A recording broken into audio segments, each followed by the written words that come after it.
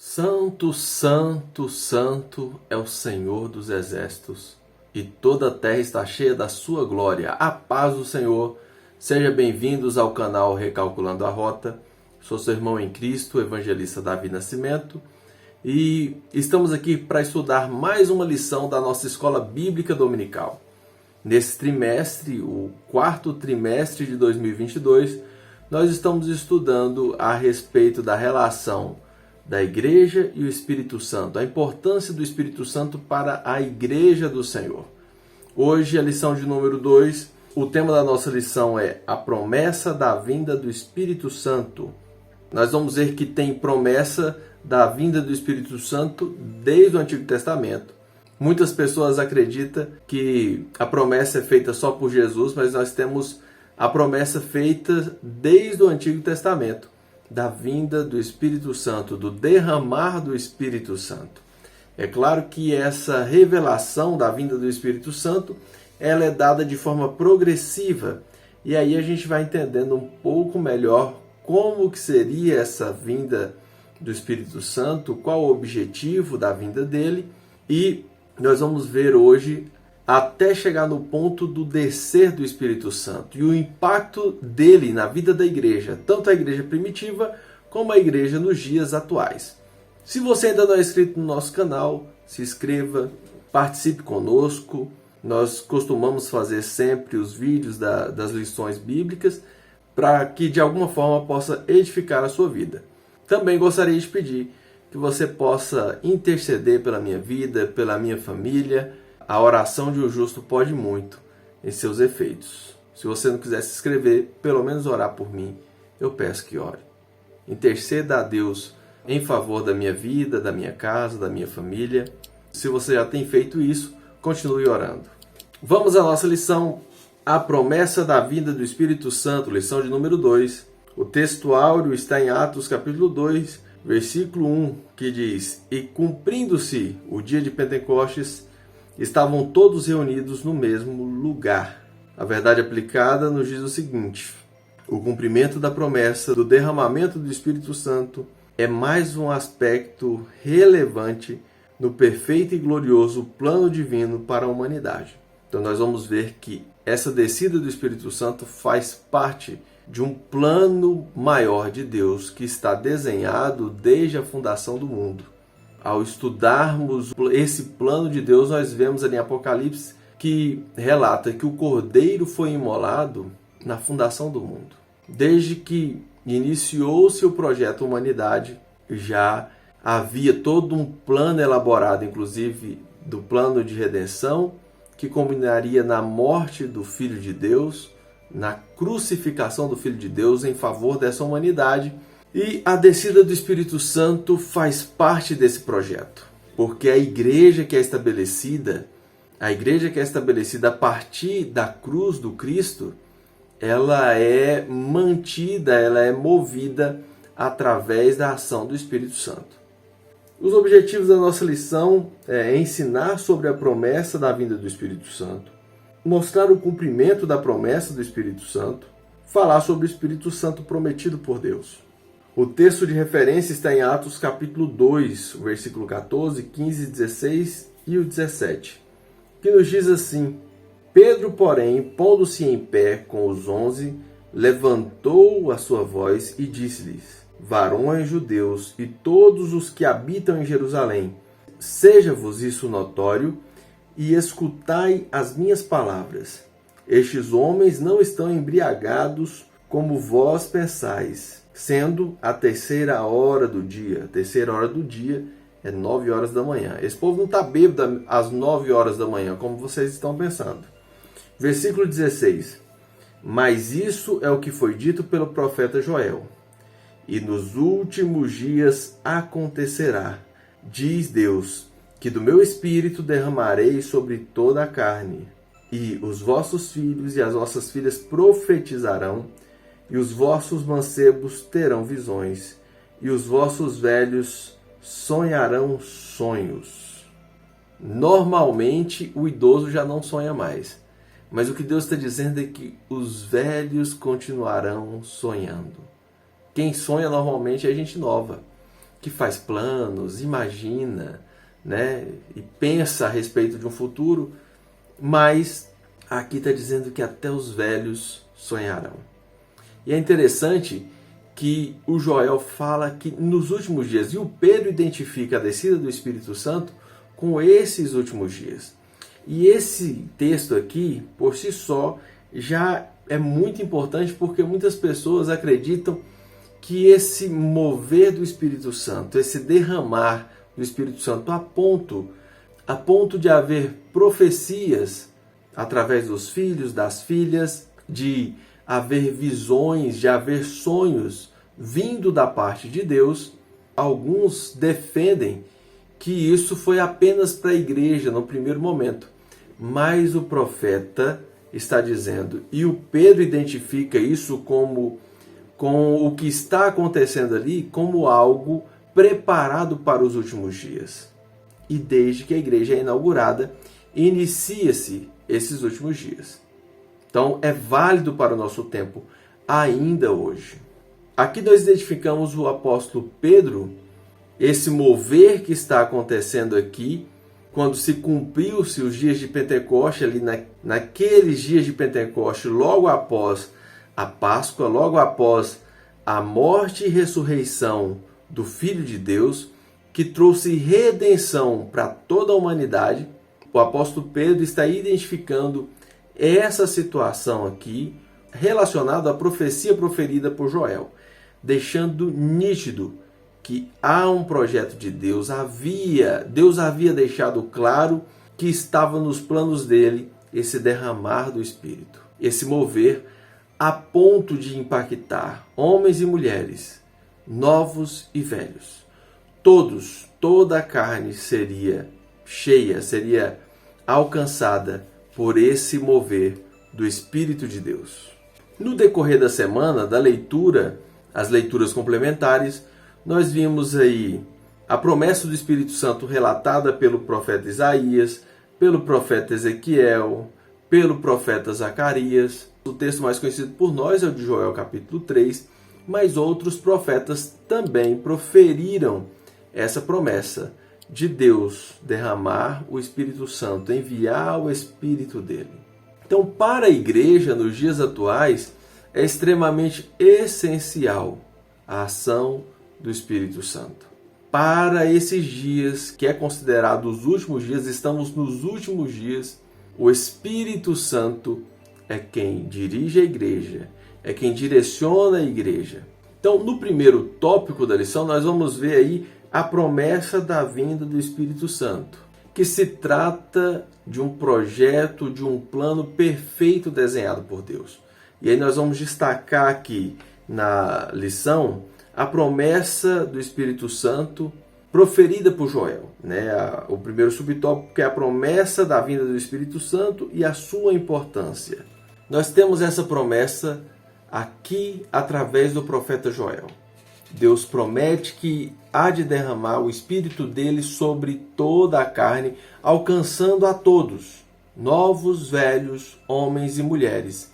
E uma outra coisa que fica claro é que acontecerá nos últimos dias. Então, desde que o Espírito Santo veio ali, relatado no livro de Atos dos Apóstolos, se inicia os últimos dias. Nós, a igreja, estamos atuando nos últimos dias e a promessa do Espírito Santo, ela nos alcança.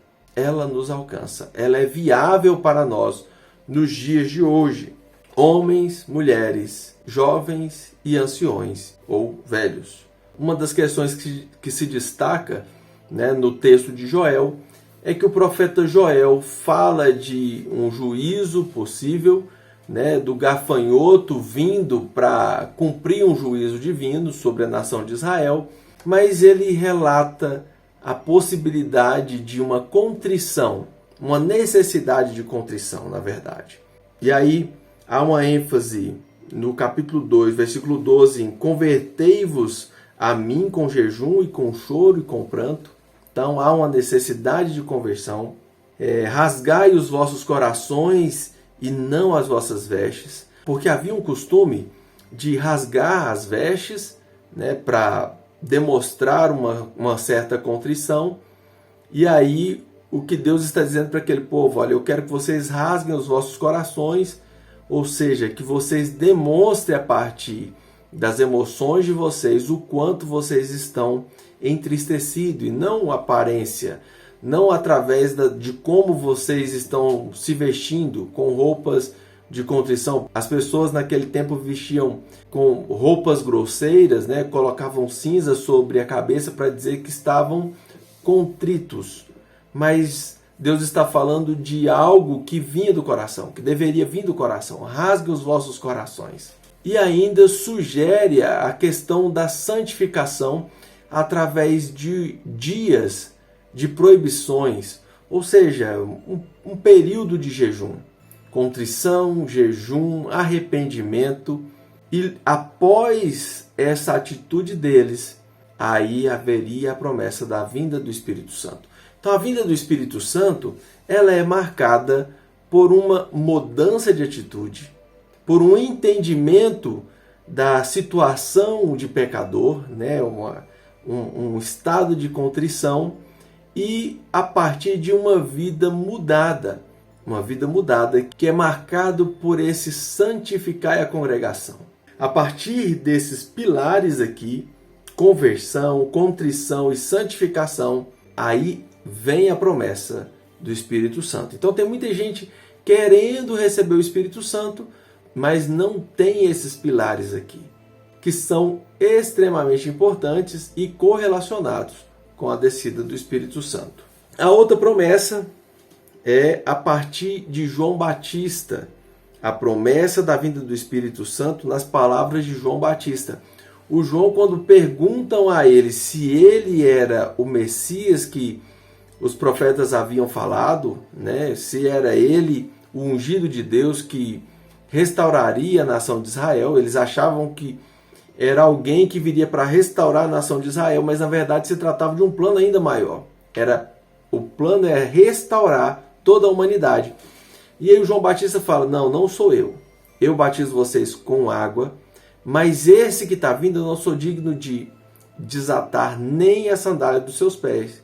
E ele vos batizará com Espírito Santo e com fogo. Então ele anuncia o Messias que está vindo, ele está preparando, ele é a voz que clama, ele é a voz que grita no deserto, dizendo para que as pessoas se arrependessem, dizendo da necessidade, a importância de haver arrependimento. Lembra que o arrependimento é o primeiro item lá que Joel cita? Então ele vem dizendo: olha, é necessário que haja um arrependimento. Arrependei-vos, porque é chegado o reino dos céus. Aquela promessa que Deus havia feito está prestes a se cumprir. E aí ele fala: ainda não sou eu ainda, mas esse que está vindo para batizar vocês com o Espírito Santo e com fogo. Então, é a segunda promessa que nós vemos aqui neste capítulo. A promessa a partir do relato de João, o Batista, o João que batizava no Jordão. E a outra promessa é do próprio Jesus. Ele diz que não deixaria os seus discípulos órfãos. Ele fala: olha, eu estou voltando para o Pai. Lá em João capítulo 14, eu estou retornando para o Pai. Mas não fiquem tristes, porque eu não vou deixar vocês desamparados. Eu estou enviando o Paráclito, ou seja, eu estou enviando um treinador, alguém que vai direcionar vocês. Alguém que vai estar também consolando vocês. Não fiquem tristes, porque vocês não ficarão desamparados. Por 3 anos eu estive aqui guiando, direcionando, ensinando.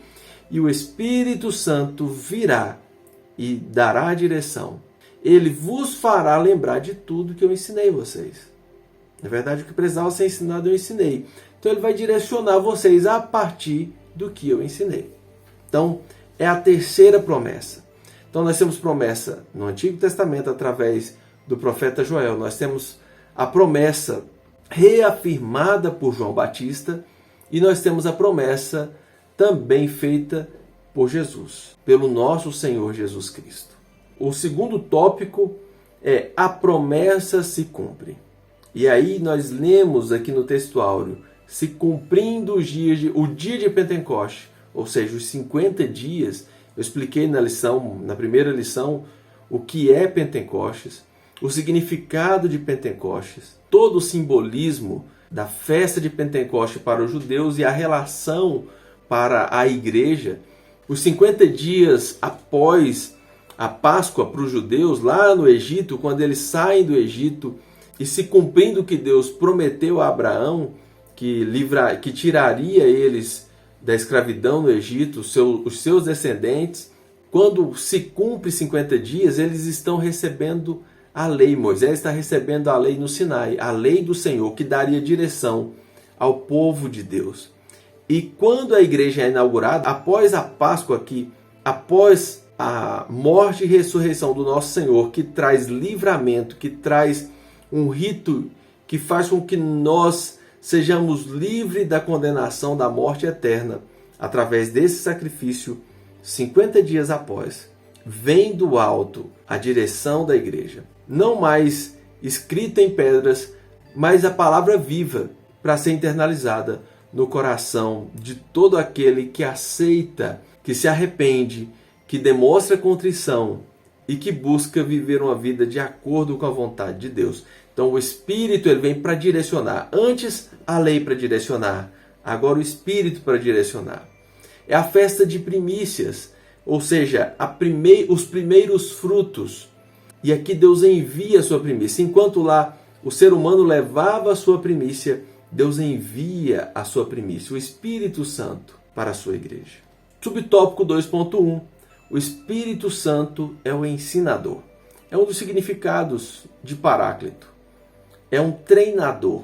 Jesus, quando promete aos seus discípulos que enviaria o Espírito Santo, ele envia o Espírito Santo para ensinar a sua igreja, para direcionar a sua igreja, para treinar a sua igreja. Então, esse Espírito desce com essa missão de nos ensinar.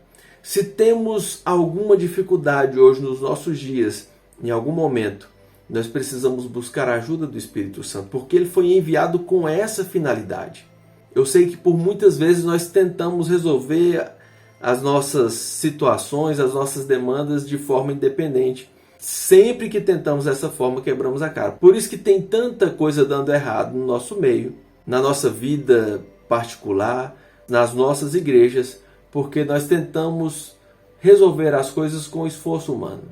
Nós tentamos fazer como aquelas pessoas que tentaram construir uma torre para alcançar o céu com esforço próprio, com seu mérito. E sempre quebramos a cara, porque na verdade é o Espírito Santo que precisa direcionar a sua igreja. É o Espírito Santo que precisa direcionar o cristão. É ele o ensinador. É ele que nos prepara para toda uma vida, tanto no presente quanto para a eternidade. É ele que prepara a igreja para encontrar com seu Senhor. Espírito Santo, o Consolador. Consolador por quê? Porque aqueles discípulos tiveram Jesus presente na sua caminhada durante os 3 primeiros anos. Ao perder o seu mestre, seria natural eles ficarem tristes. Mas vindo o Espírito Santo, não teria necessidade.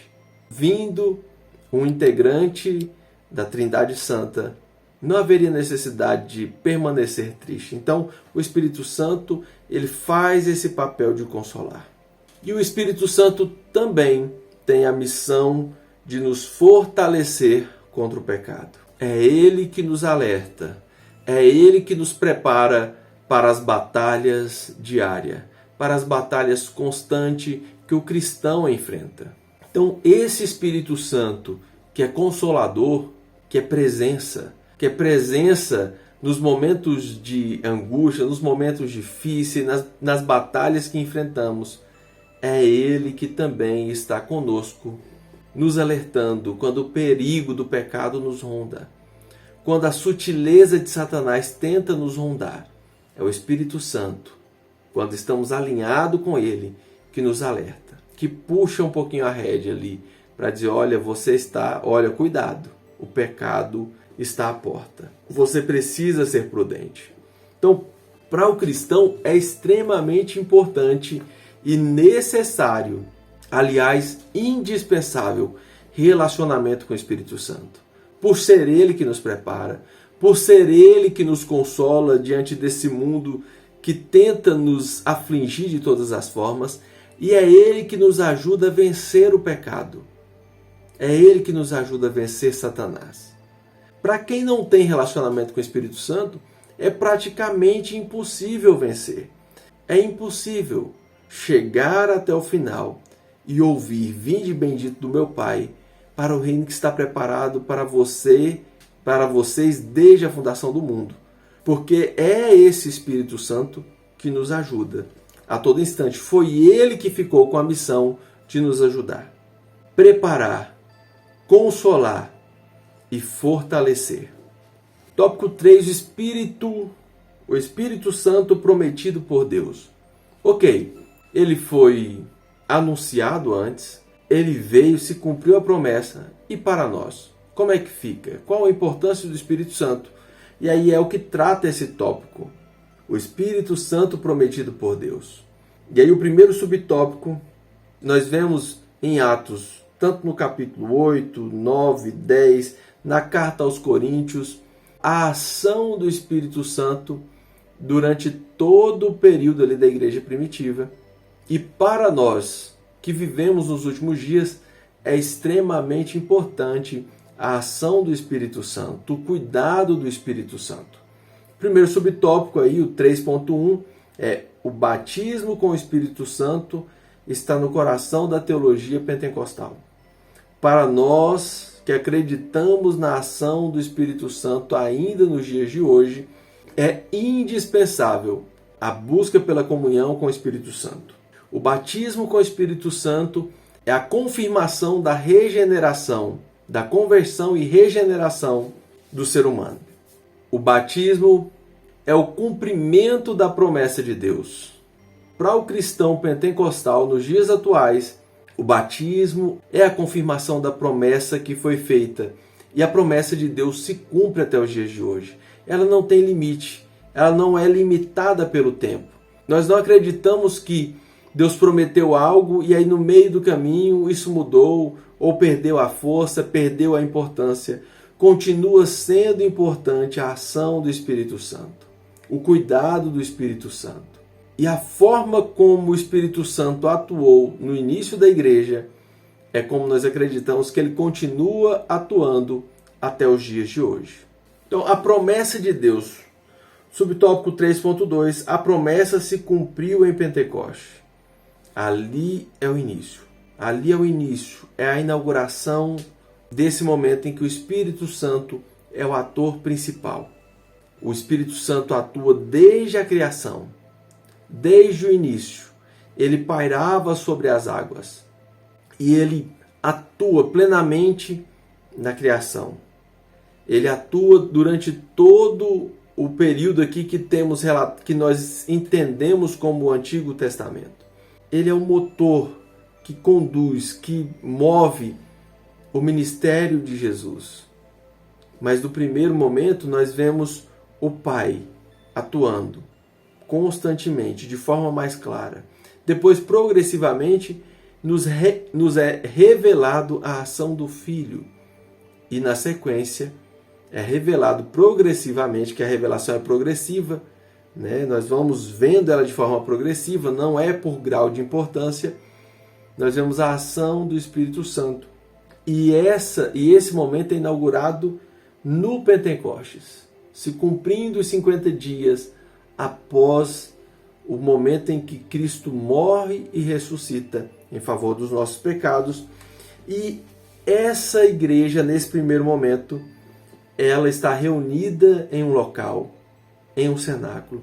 E o texto nos diz que todos que estavam ali foram cheios do Espírito Santo e começaram a falar em outras línguas conforme o Espírito os outorgava, ou seja, conforme o Espírito queria que eles falassem. A direção é dada pelo Espírito. Olha, eu quero que você fale isso, você vai falar isso. E a igreja está orando durante todo esse tempo, esperando, porque Jesus falou: ficai em Jerusalém até que vocês sejam revestidos. O ficar em Jerusalém é só até ser revestidos. Depois de ser revestido, aí vocês vão. Vocês vão para ser testemunhas. Não é para dar testemunho, não é para falar. Vocês vão ser testemunhas. A gente não é testemunha só quando fala. A gente é testemunha o tempo inteiro. Por quê?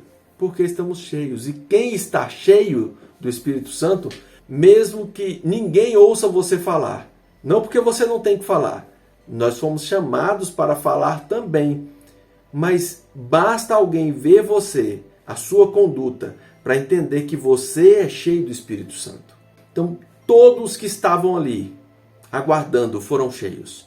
Todos que estão dentro do propósito de Deus, que já tiveram o coração contrito, que já se arrependeu, que já buscou se alinhar, demonstrou, um coração contrito, que demonstrou arrependimento, que busca santificação, que busca se santificar, se separar das coisas que desagradam a Deus.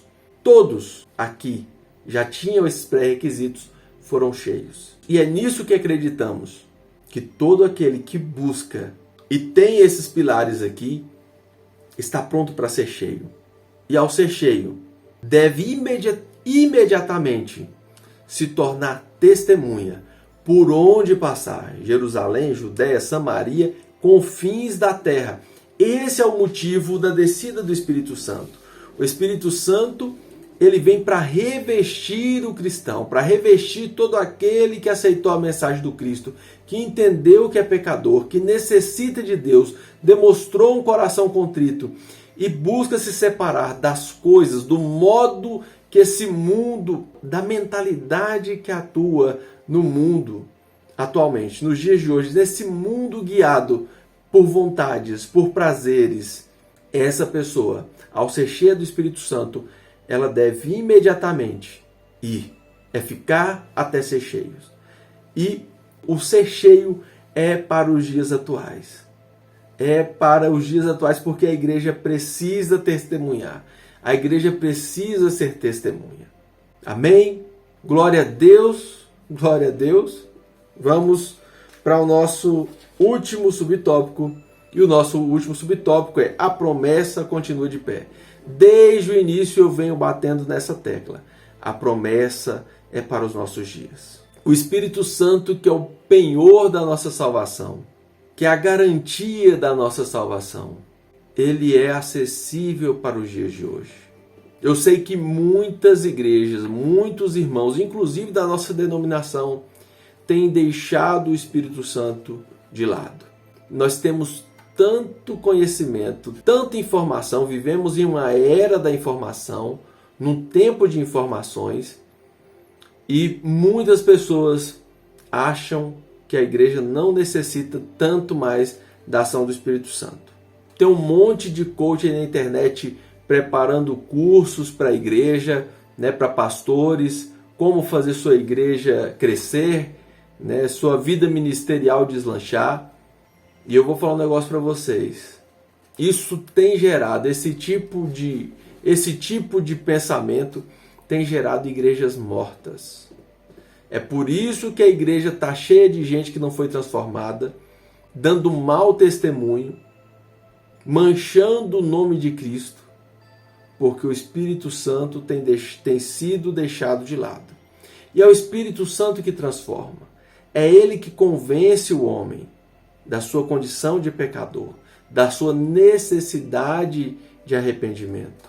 Então, que nós, como igreja que atua nesses últimos dias, possamos continuar buscando a direção do Espírito Santo, prontos para receber a direção do Espírito Santo.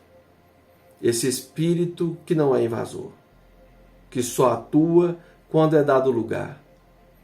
Então, tem muitas igrejas que abandonaram o Espírito Santo, mas que eu e você possamos estar vigilantes, alertos, despertados para a importância de buscar o Espírito Santo de Deus, para que possamos vencer as tentações, as provações e que possamos a cada dia mais estarmos preparados para encontrar com o nosso Senhor. Jesus está voltando. Jesus está voltando para buscar a sua igreja. E é o Espírito Santo que prepara a noiva para encontrar com o noivo. Que Deus te abençoe, te dê uma excelente semana e fique na paz.